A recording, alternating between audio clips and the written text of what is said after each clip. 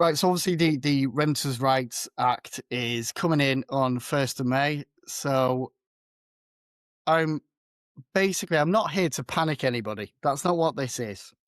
I'm here to kind of walk you through what's actually changing on May the 1st, what it means for your portfolio if you're a landlord, um, and why, if you're serious about property as a business, you're going to come out the other side stronger, not weaker, with renters reform. And there's so much negativity.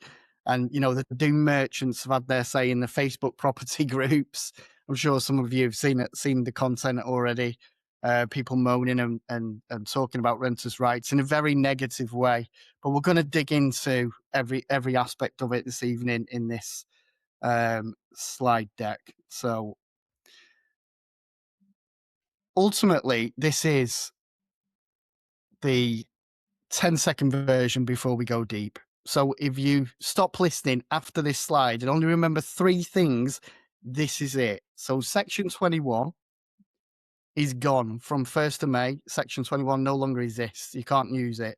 Every landlord has to join a single ombudsman, and there is going to be a public register of every landlord and every rented property in England.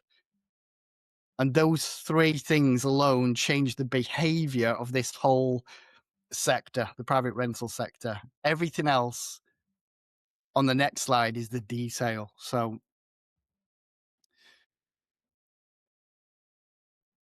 right, my honest take on this is probably not what some of you want to hear. And I actually don't think this Renters Reform Act is anti-landlord at all. I think it's anti-rogue landlord. I think it's anti-lazy landlord. But if you're a landlord running this like a business already, you've got your paperwork in place, you've got your systems, you've got your way of doing things down. This is going to be absolutely fine. If you've got one flat that you inherited and you're winging it with a tenancy agreement that you downloaded in 2019 off some random website, then this is probably going to hurt you. Housing stock in the UK will shrink in the private rental sector. It's already happening. Landlords are selling up and moving on, and demand is going to stay. The demand is still there. The tenant demand is still there, but the rental sector itself is becoming less and less because of this. And professional landlords ultimately are going to end up in a stronger position, not a weaker position. So this slide is just a quick orientation on the timing of things, because there's a lot of dates that have been bandied around. So this is what it means, because there's so much information out there at the minute, and I think people are still kind of not ready for this.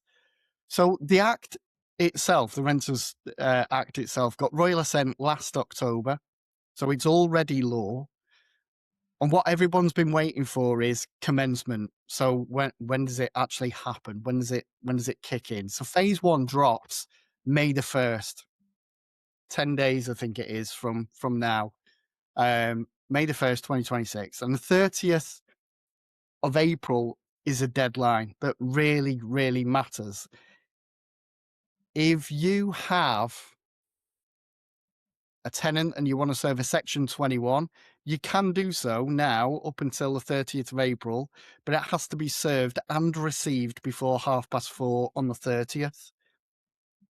That's the deadline. After that, no more Section 21. It doesn't exist anymore. It ceases to exist. And then the database comes later in 2026, and the Ombudsman, AWAB's law rolls in around 2027. And this isn't a big bang. It's just it's a rolling set of dates that we have to be aware of as landlords, as investors. You have to understand this stuff. If you're a landlord already, then this is going to affect you in a big way over the next from May 1st and onwards over the next couple of years. So make a note of what happens and when it comes into force and what the implications are going to be to yourself as well. Right. So phase one, 8 things that are going to hit the day that the app goes live on May 1st, 2026. For each one, I'm going to cover what it actually is, why it matters to you, and how it changes depending on whether you self-manage or whether you use an estate agent or a letting agent to manage your property. And then we're going to hit the later phases, and we'll talk about what you actually do about it as well. So,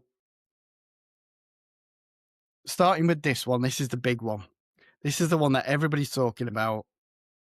No more no fault evictions. You can still get your property back, but you now need a specific legal reason. And that means a Section 8 backed by evidence is the way to go. Practically, if you want to be able to sell the property or move family into the property or deal with a bad tenant, you need to know the grounds before you actually you need to understand that before you use it, not afterwards, because courts are going to be way stricter on this. Sloppy paperwork will just lose you cases that would have been routine before, maybe. And in a nutshell, evidence is what you need. So a lot of people think, with Section 21 being abolished, if I have a bad tenant, how the hell do I get rid of that tenant? What on earth do I do? Well, if you have rental arrears on that property, you can still get rid of them, Section 8, but you have to prove it. You need the evidence of the rental arrears. Antisocial behaviour, again, you need to evidence it, and you can get rid of that tenant. The same for damage to the property. You can get rid of the tenant, but you have to prove it. There's a theme here. They want to see evidence. You can't just issue a Section 8 in the hope that you'll be able to get the tenant out the property. You've got to evidence everything. Everything's documented. So you have to be operating, I would say, and I'll say this later on as well, I think that the days of self-managing your portfolio are probably pretty much over. I actually spoke to a landlord today who has 3 properties, and she said, I basically just have everything in here.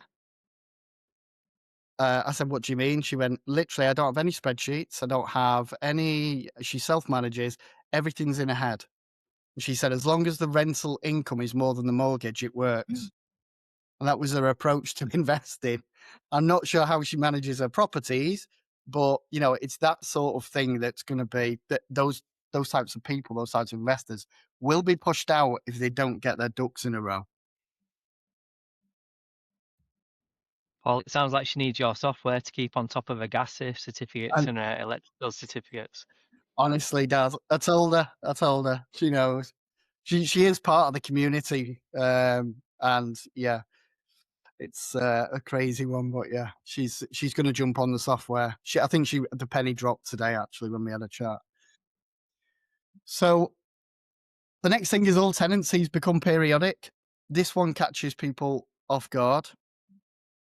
Every tenancy rolls on. So there's no more 12-month ASTs. Tenants can leave with 2 months notice anytime they want. And for residential lets, that's fine in most cases because decent tenants stay for years anyway. Where it really bites is student lets and corporate lets, where you need the fixed term. Those models need a bit of a rethink, if I'm being honest. For everyone else, your void and churn assumptions in your cash flow need a bit of a refresh, because retention is going to become the game that we're focusing on. Next up, we've got Section 13.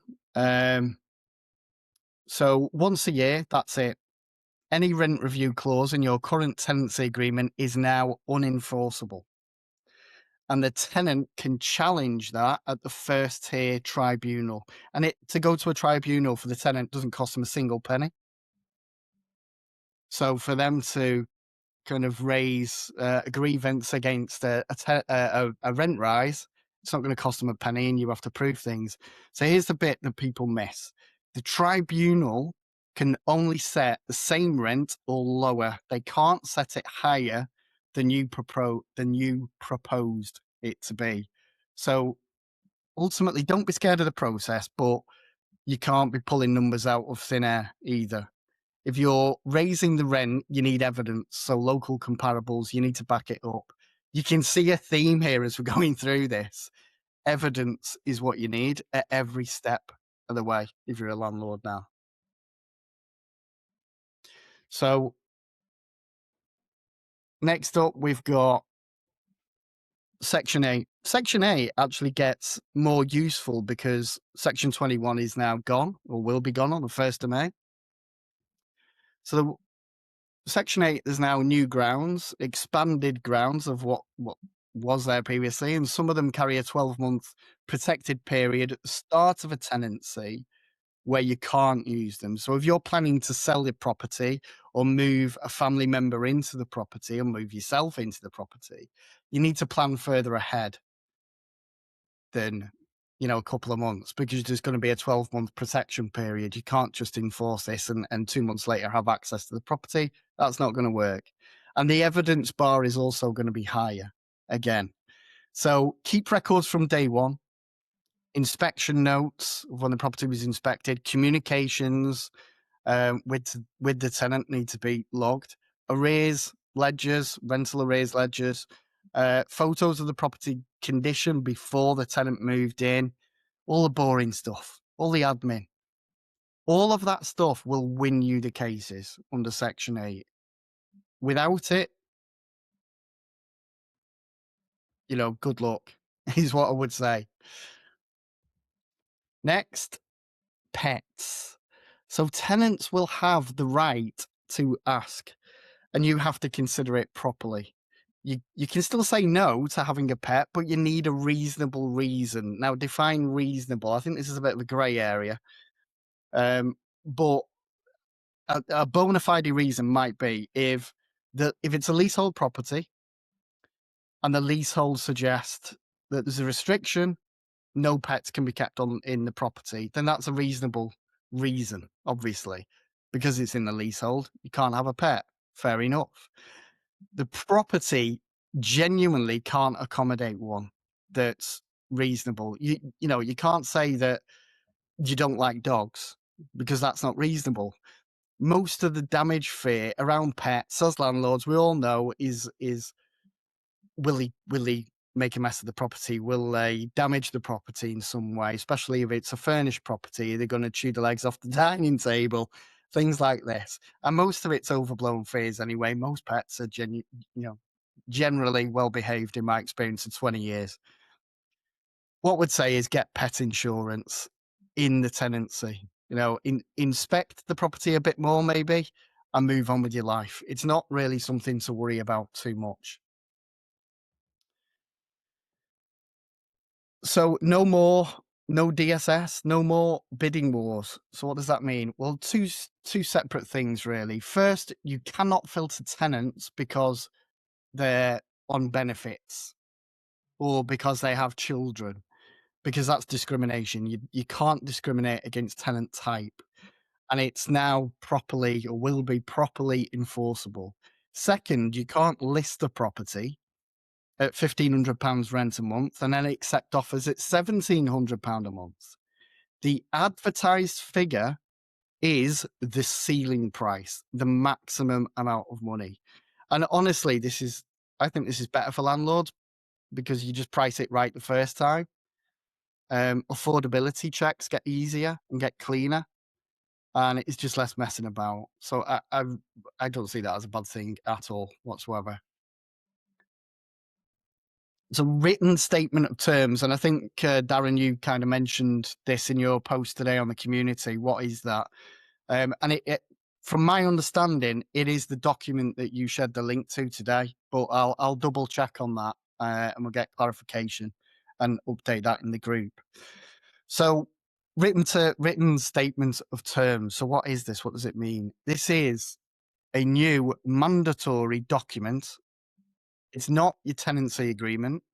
It's a prescribed government template document that lays out the key terms in plain language. So tenants actually understand what they're signing up to effectively. It's in layman's terms and it's for the tenant, but you have to give it them. So you use a template, you issue it when the tenancy starts, you keep a signed copy, signed by the tenant on file, and that's it. Simple. It's just part of the new onboarding process for tenants.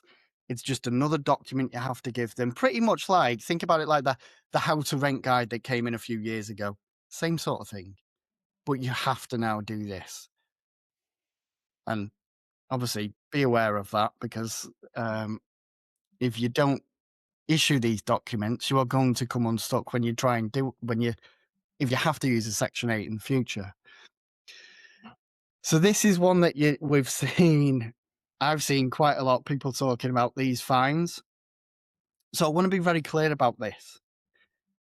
£7,000 for a breach, £40,000 for serious or repeat offences or potentially criminal prosecution. And councils issue these. Councils, the local authority, do this. You do not need to have to have been to court to get a fine like this.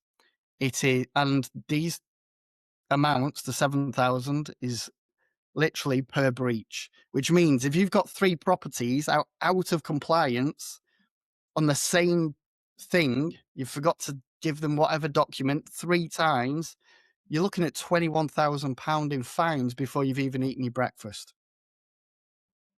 And that's frightening. But they've got to draw a line somewhere. I mean, 7 grand's a lot of money, especially if you're that landlord that's got a few properties and you've dropped the ball and you all of a sudden you've got £21,000 fine to pay. And this is the stuff that's going to create the headlines.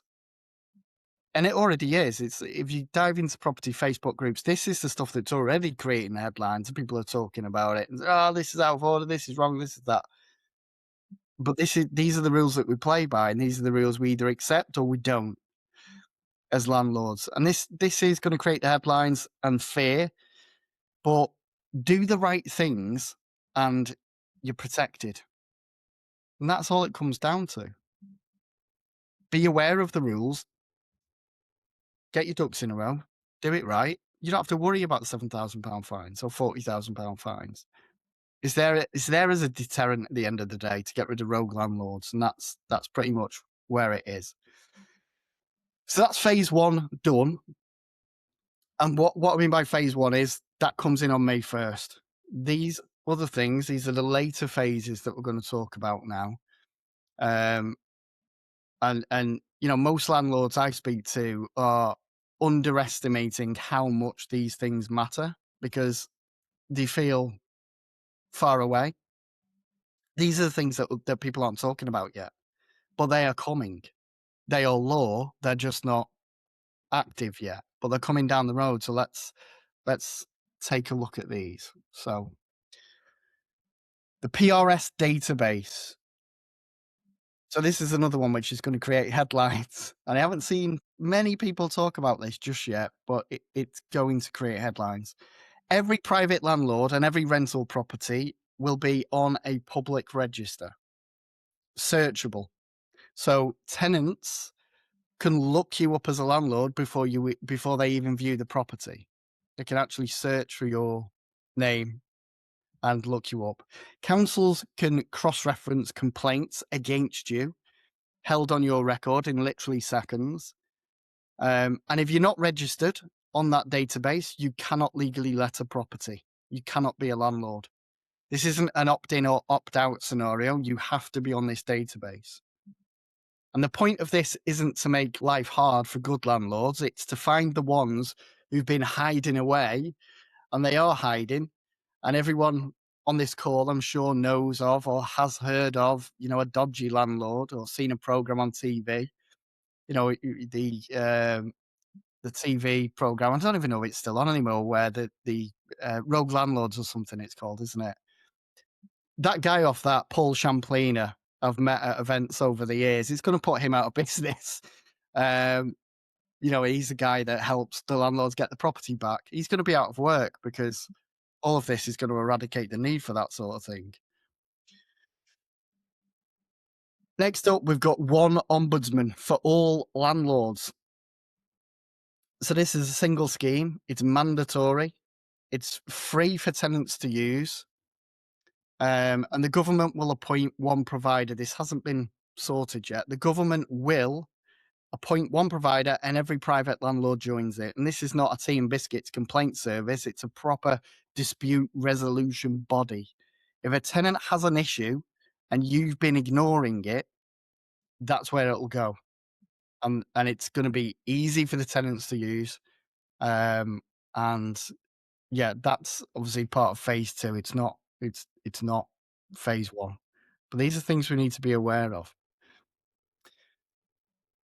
Ombudsman's powers.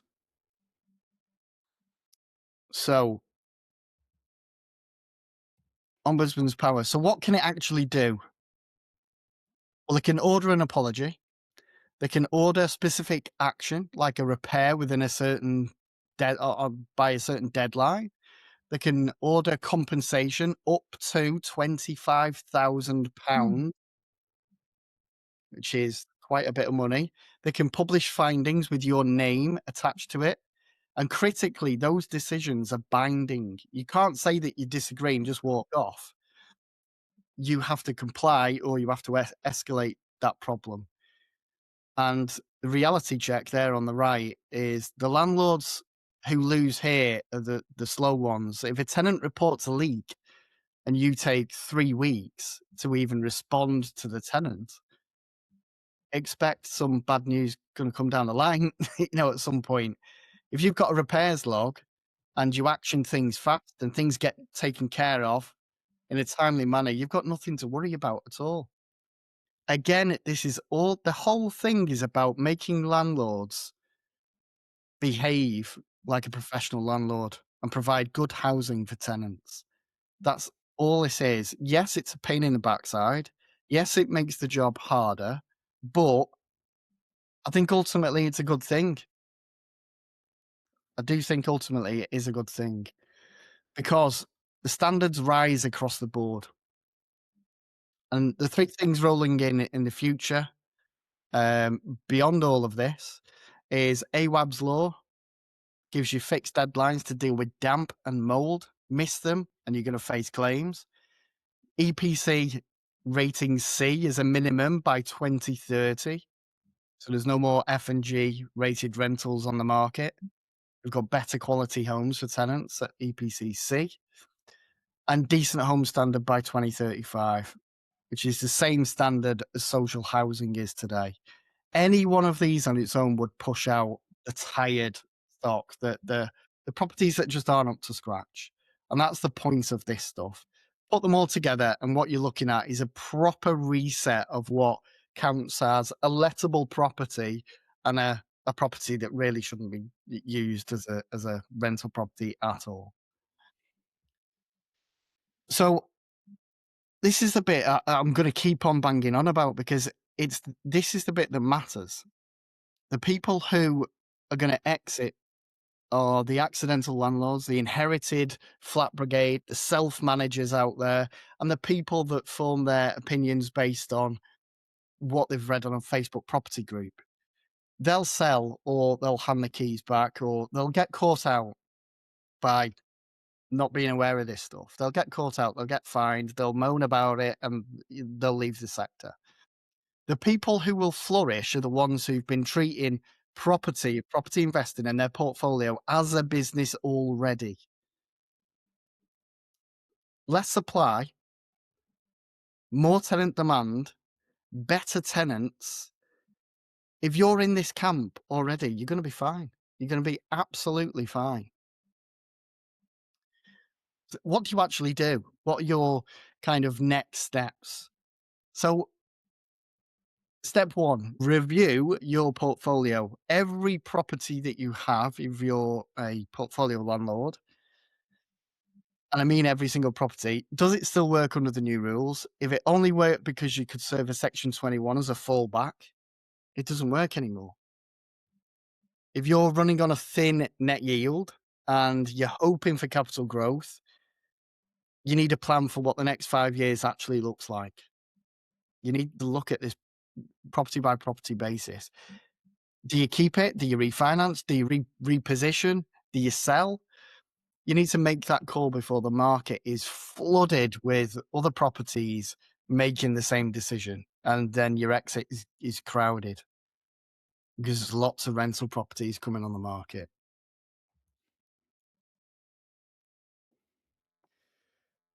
The next up is understand the new possession rules. This is next on your to-do list. You need to learn the grounds that you're actually likely to use. So sale of the property, family moving in, serious rent arrears, antisocial behaviour. Each one has its own evidence requirements and notice periods. So don't wait until you need to evict someone to learn this. Go and learn it now, and then you know. The landlords who lose are the ones reading the rules for the first time after the problem's already reared its head and started. It's better to be forewarned and in the know before you need to know. Next up is a 10-item checklist, effectively. I'll put this document in the group tomorrow. So print it, stick it on the wall, make a copy of this page if you make a copy of nothing else. And yeah, this is everything you need to be aware of. And a good system for this is just if you are self-managing or even as a redundancy, is a digital folder on your computer per property. So every property has a folder, and you have all the documents that you need in each folder attributed to each property. It doesn't have to be fancy. You just have to know how to find that if you need to.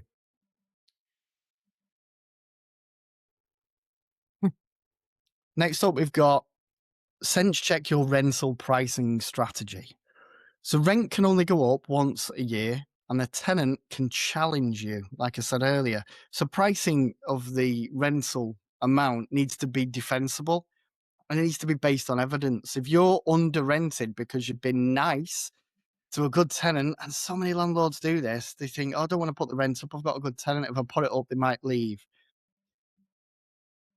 And a lot of people are in that boat. Bring it up properly with comparables and a Section 13 notice. Don't wait 5 years and then try to jump 20% because you're going to get challenged and you'll probably lose. Price things up properly. A long tenancy with the right tenant beats a short void every single time. Next, we've got work with properly vetted professionals. So my honest view, and some of you probably won't like this one, is, as I said before, touched upon it, the days of self-managing property and growing a portfolio, I think they're over. I do think they're over. They are over. I think self-managing is such a headache anyway. And year on year, new legislation is brought in. And with this latest raft of changes, honestly, do you really want all this on your case? Um, you maybe still do it if you've got one property or two properties and you've got nothing else to do with your time and you don't have a day job. Fine. It's something to do. But beyond that, you're asking for trouble. Use letting agents who can actually prove they understand the act. Ask them specific questions. What's, their template for the written statement? How do they document Section 8? What's their repairs response? If they fumble the answers, then walk away. Go and find a really good letting agent and make sure they know exactly what all of these changes are, and build a proper kind of fortress around yourself. Protect yourself as a landlord, as an investor. Brokers, solicitors, accountants, tradespeople. You're running a business. It's not a side hustle. A lot of people get into property thinking it's a side hustle, money on the side. You can't run a property portfolio like that anymore. It's not going to work. It won't work anymore. So ultimately, the last word on this is the sector is changing. Whether we like it or not, it is changing. The landlords who adapt now will strengthen their position, and the ones who don't are going to fall behind. And eventually, if they don't leave now or in the next few months, they'll leave when they get caught out. And that's going to be costly, or could be costly. And I would hope that mentees of mine and clients that I work with, I know which camp you're in as investors, So ultimately, pick which one you want to be. Do you leave the sector? Do you stay? Ultimately, I think the renters reform bill gets a lot of negative press. However, I think overall, I think it's a good thing. I think it's getting rid of the deadwood, getting rid of the amateurs, getting rid of the accidental landlords, and the professional landlords who are set up correctly, who've always done things by the book. They're going to be just fine. They are going to be just fine. So let me.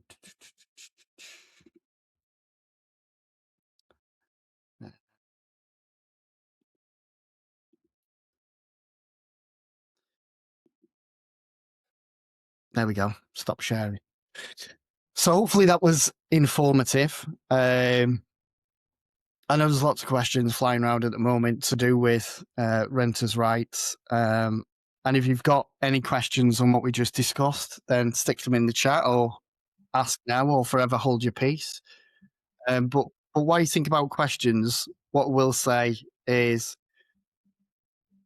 like I said, the slide deck is going to be in the group tomorrow. PDF guide to go along with the slide deck, which basically is what I've just said, is going to be in the group tomorrow, so you can look over it again.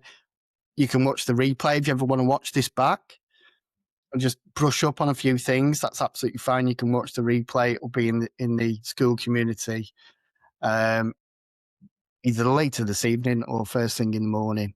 So, has anybody got any questions or any updates on what they've been up to in the past couple of weeks?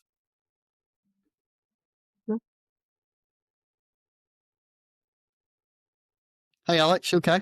Hi. Yeah, I'm good, thank you. That was really interesting. I was wondering a few bits about that because I don't have a portfolio and everything. So that was really interesting. Thank you. Good. Not a problem. Not a problem. I think, do you know what? To be honest, I've probably done this a little bit too late in the day on the 21st of April when the changes are coming in on the first, like 10 days time.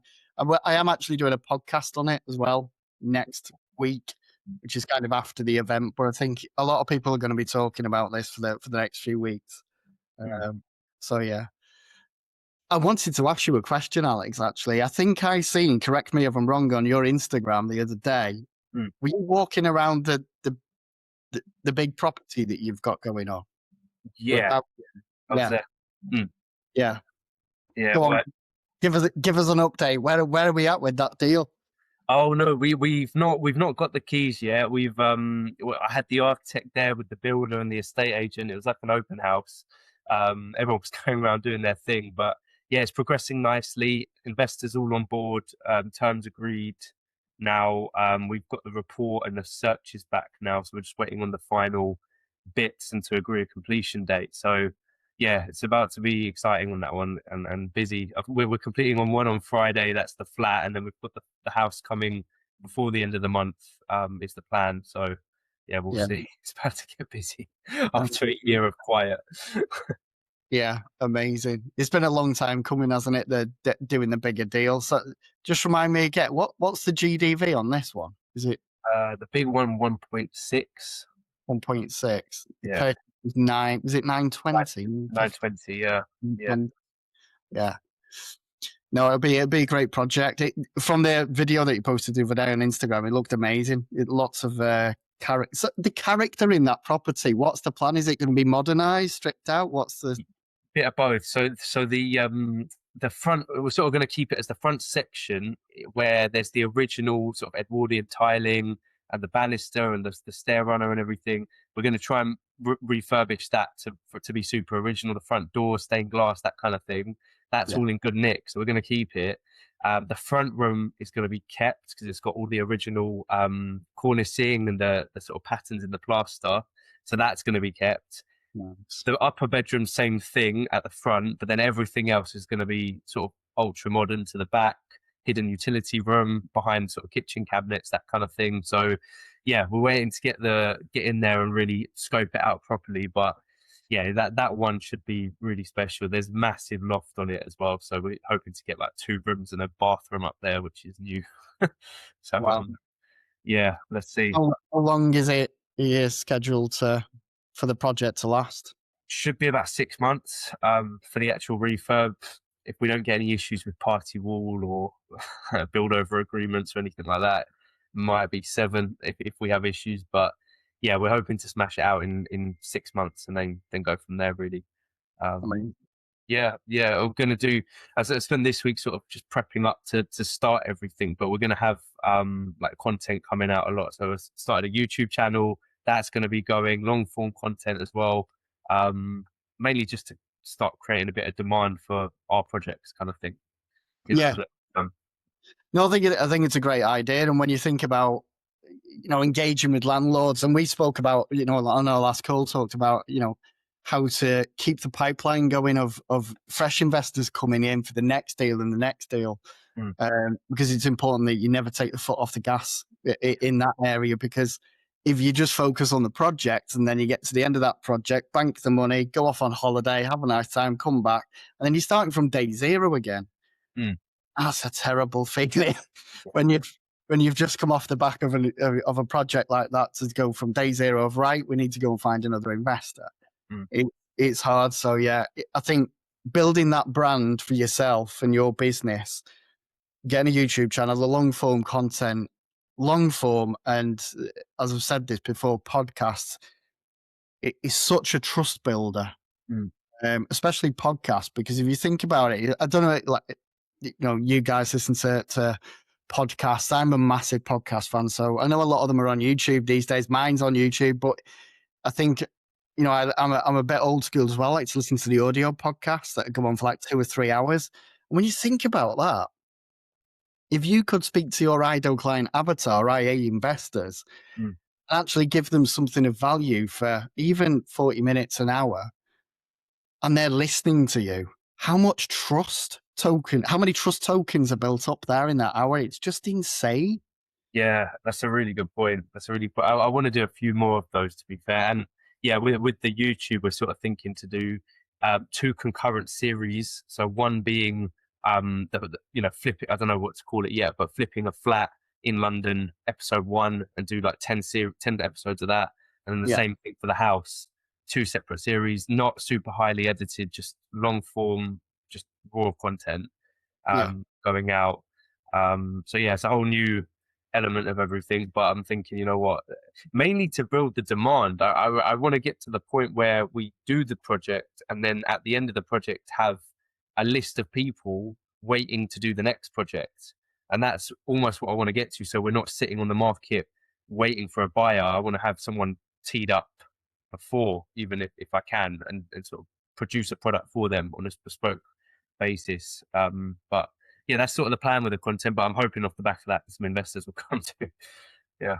yeah. I think it'll help with everything. I think it's just building that brand, making people aware, getting in front of your ideal client, the right audience, the right people listening to you.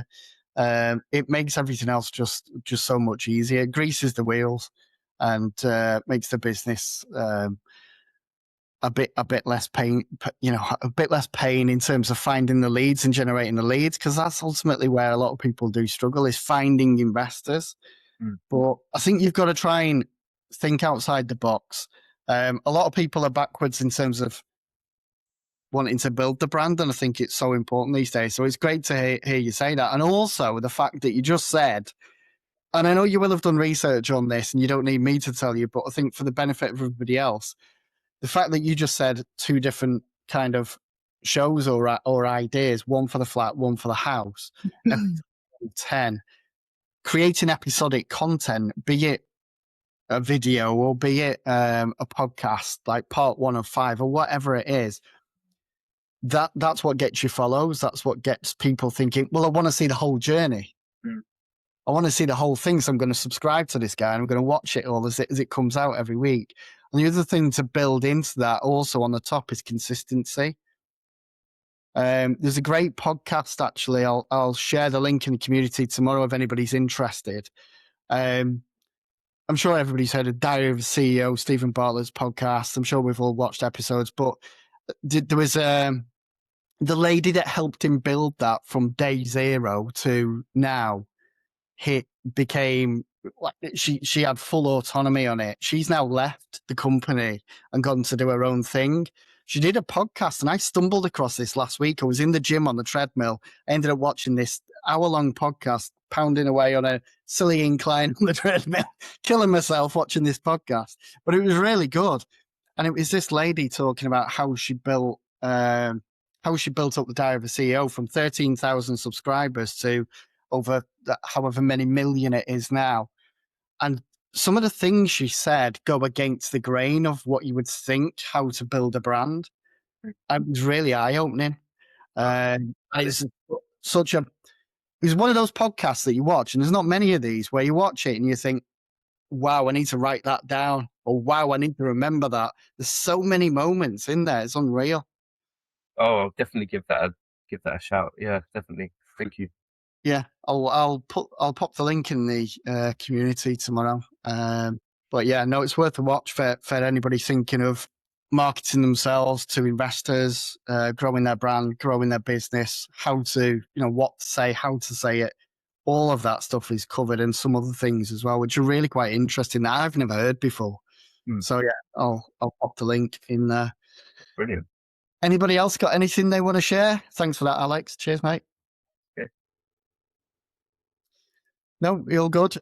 So what I'll do is I'll let you all go and enjoy the rest of your evening. I'll pop the recording of this, like I say, if you want to watch it again, it'll be in the community, and the documents that you've seen this evening will be in the community tomorrow morning. So thanks for your time. Thanks for attending, and I'll see you on the next one. Thank Thanks you. very-